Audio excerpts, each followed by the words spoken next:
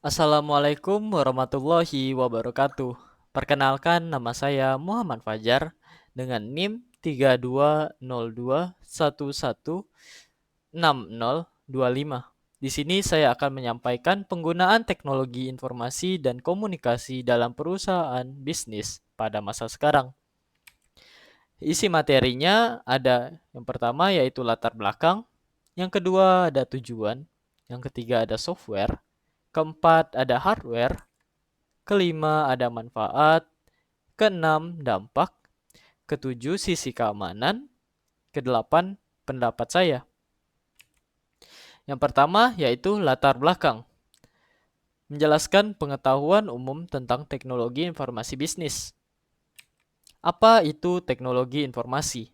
Teknologi informasi dapat diartikan sebagai istilah umum untuk teknologi apapun yang membantu manusia dalam membuat, mengubah, menyimpan, mengkomunikasikan, dan menyebarkan informasi.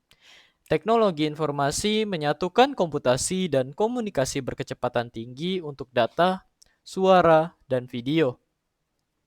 Contoh dari teknologi informasi ada komputer pribadi, telepon, TV, peralatan rumah tangga elektronik, dan peranti genggam modern. Pada era globalisasi ini, dengan berkembangnya teknologi informasi membuat segala bidang yang ada di negara kita ikut berkembang. Salah satunya adalah bidang bisnis. Terus, apa hubungannya teknologi informasi dengan bisnis? Bisnis yang kita kenal dulu adalah perdagangan jasa atau barang yang dilakukan secara langsung dan untuk memperoleh laba.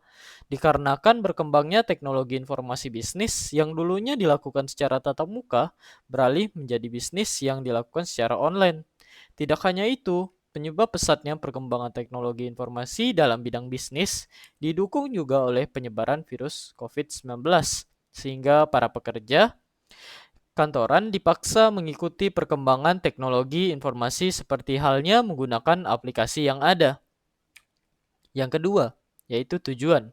Mengapa teknologi informasi diimplementasikan ke dalam bisnis? Dari awal, teknologi informasi dikembangkan dengan tujuan membantu menyelesaikan masalah, meningkatkan kreativitas, efektivitas, dan juga efisiensi dalam hal melakukan pekerjaan.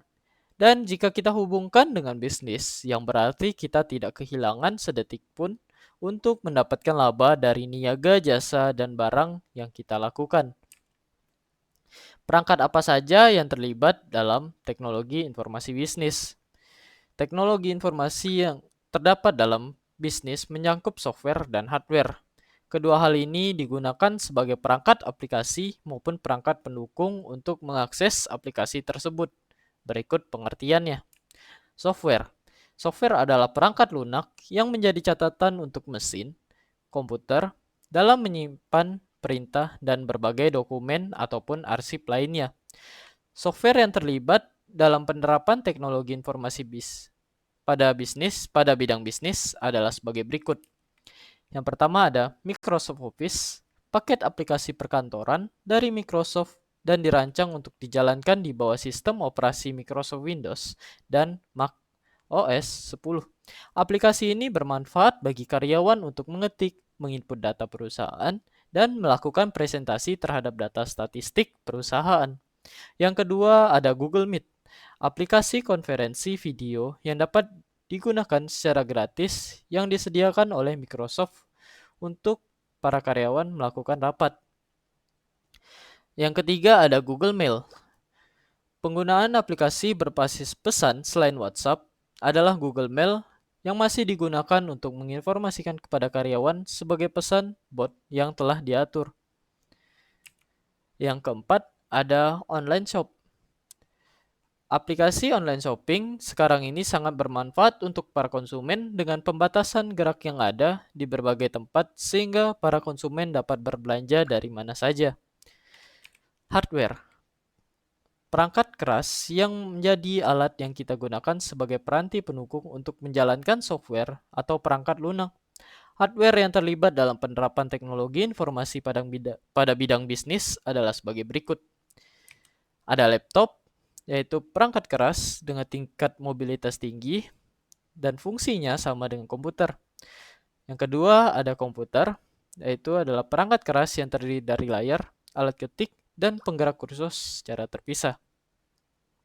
Yang ketiga ada smartphone, perangkat keras yang berfungsi untuk melakukan telepon dan mengirim pesan dengan banyak fitur yang telah diperbarui untuk mengakses berbagai aplikasi dari komputer. Yang terakhir adalah hardware khusus untuk melakukan Google Meet. Asus pada Mei 2020, Asus meluncurkan perangkat keras konferensi video yang dirancang dan akan digunakan pada Google Meet di setelan ruangan konferensi yang mencakup Meet Compute System, Nettop, serta kamera khusus dan mikrofon. Lanjut ke isi materi kelima, yaitu manfaat, keuntungan dari penggunaan teknologi informasi dalam bidang bisnis. Banyak manfaat yang kita dapat dari teknologi informasi yang berkembang dalam bidang bisnis. Ini contohnya, yaitu yang pertama, mempermudah cara komunikasi. Email merupakan salah satu bentuk teknologi informasi yang sudah familiar sebagai alat komunikasi. Email dalam bisnis digunakan sebagai sarana komunikasi antar karyawan, pemasok, dan pelanggan. Penggunanya yang mudah menjadikan email lebih efisien dan efektif dalam hal komunikasi. Seiring berjalannya waktu juga muncul istilah chatting sebagai alat komunikasi yang lebih cepat daripada email. Yang kedua yaitu B, manajemen data. Dokumen yang ada tidak memerlukan lagi lemari arsip dikarenakan dokumen sudah ada di dalam database perusahaan. Pada perusahaan besar saat ini, semua pengarsipan dokumen dilakukan secara digital melalui perangkat penyimpanan. Yang ketiga, ada sistem informasi manajemen. Teknologi informasi mendukung sistem informasi manajemen perusahaan, di mana alat ini berperan untuk melacak data penjualan, biaya, dan tingkat produktivitas perusahaan. Melalui informasi tersebut, dapat digunakan untuk melacak profitabilitas dari waktu ke waktu, mengidentifikasi bidang yang memerlukan perbaikan, dan memaksimalkan laba atas investasi. Yang keempat, ada customer relationship management. Bisnis yang menerapkan teknologi informasi terbaru, maka berguna untuk merancang dan mengelola hubungan dengan pelanggan. CRM dapat menangkap setiap interaksi antara perusahaan dengan pelanggan. Sehingga jika sewaktu-waktu membutuhkan data pelanggan, maka data tersebut sudah terrecord atau tersimpan dengan baik. Selain itu, CRM juga dapat memaksimalkan kepuasan pelanggan dengan adanya pelayanan yang cepat dari perusahaan. Yang kelima, yaitu aktivitas bisnis selama 24 jam. Dengan adanya teknologi informasi, maka bisnis Anda bisa beroperasi selama 24 jam. Dalam hal ini, bisnis yang Anda jalankan tidak terbatas ruang dan waktu. Pemesanan produk bisa dilakukan selama 24 jam, di mana hal ini berkaitan dengan kompetisi. Semakin mudah pelayanan yang Anda berikan, maka usaha Anda akan semakin mudah dikenal masyarakat secara luas. Materi keenam yaitu adalah dampak. Kerugian apa yang dapat dialami ketika menggunakan teknologi informasi pada bisnis?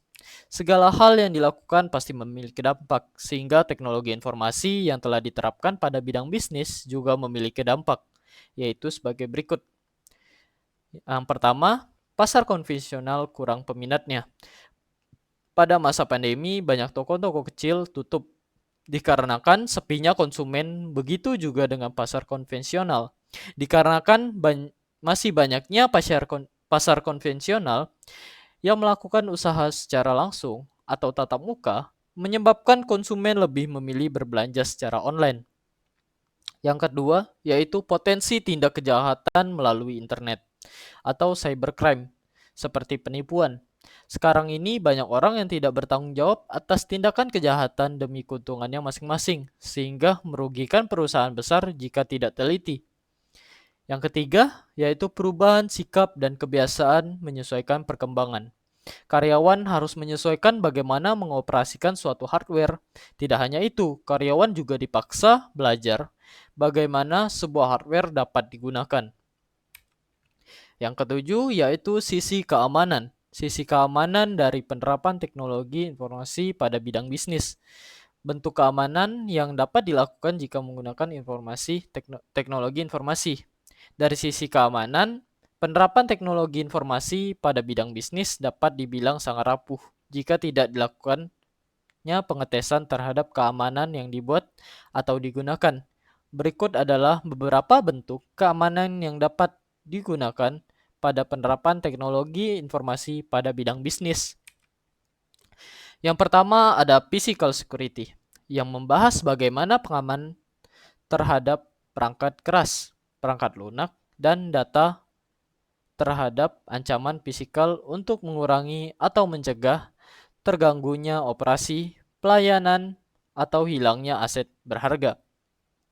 Yang kedua yaitu communication security, yang bertujuan untuk mengamankan media komunikasi beserta isinya, sehingga tidak terjadinya penyadapan atau modifikasi terhadap data. Yang ketiga ada computer security, yang berisi sebagai mencegah, mendeteksi, dan meminimalisir ancaman akibat dari pengguna yang tidak berwenang terhadap sistem komputer. Yang keempat, ada information security, perlindungan informasi terhadap pengguna yang tidak berwenang, serta perlindungan perusakan, baik yang disengaja maupun tidak disengaja.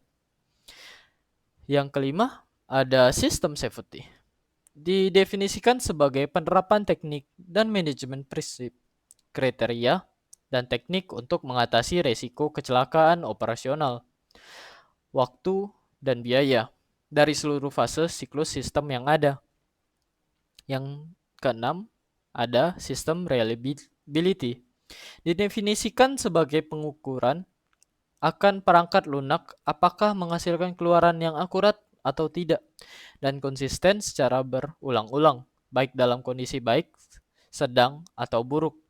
Dari berbagai bentuk keamanan yang ada, diterapkan membuat suatu bisnis seharusnya terjaga, kecuali memang ada human error yang terdapat pada perusahaan tersebut. Dan juga bisa terdapat sedikit celah yang tertinggal oleh pengembang sehingga hacker dapat menggunakannya sebagai keuntungannya. Yang terakhir adalah pandangan saya. Jika saya diberikan amanat untuk mengembangkan sebuah teknologi informasi pada bidang bisnis, yang pertama saya lakukan adalah membuat urutan rencana kerja sebuah sistem teknologi informasi agar dapat kejelasan saat mengerjakannya. Yang pertama, mengutamakan optimasi dan keamanan. Dikarenakan kedua hal ini adalah hal yang paling penting bagi kemudahan pekerja yang ada untuk mengakses dan terjaganya keamanan data diri pekerja dan konsumen. Yang B, yaitu melakukan tes uji coba sistem keamanan. Dengan adanya pengujian yang dilakukan untuk sistem keamanan, setidaknya menjamin bahwa aplikasi tersebut dapat berjalan dengan tingkat keamanan menengah tinggi. Yang ketiga ada membuat desain untuk aplikasi. Untuk menarik konsumen, diperlukan desain yang menarik, sehingga konsumen tidak jenuh saat menggunakannya. Yang keempat, ada meluncurkan aplikasi tersebut secara massal. Setelah segala persiapan telah dilaksanakan, yang terakhir adalah meluncurkan secara massal. Sekian materi yang dapat saya sampaikan mengenai penggunaan teknologi informasi dalam bidang bisnis. Terima kasih telah menonton. Sekian, terima kasih.